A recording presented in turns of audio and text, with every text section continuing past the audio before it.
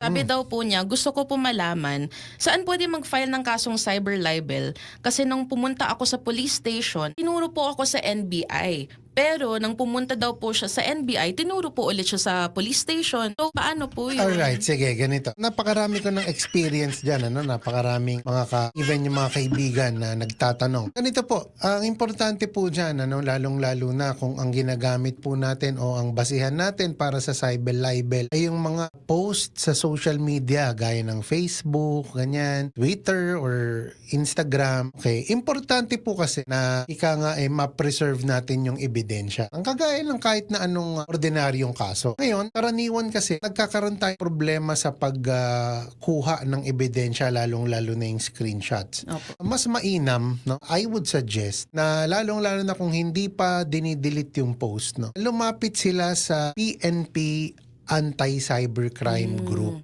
Naintindihan ko maraming kababayan natin, mga kabatas natin na nalilito minsan kasi pupunta sila sa police, i-refer sila sa iba. Opo. Well, unfortunately, yung ibang mga kasamahan natin sa pulisya or even sa NBI, hindi kasi talaga sila ganun ka-trained technically.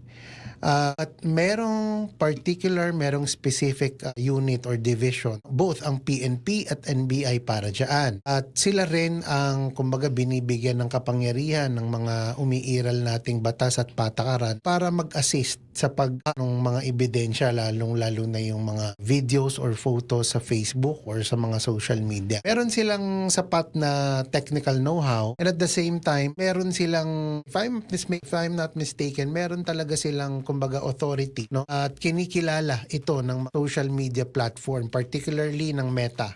Opo. Na kapag sila ay nag-request ng kopya nung particular Facebook post or video, ayan, sinasagot sila ng Meta.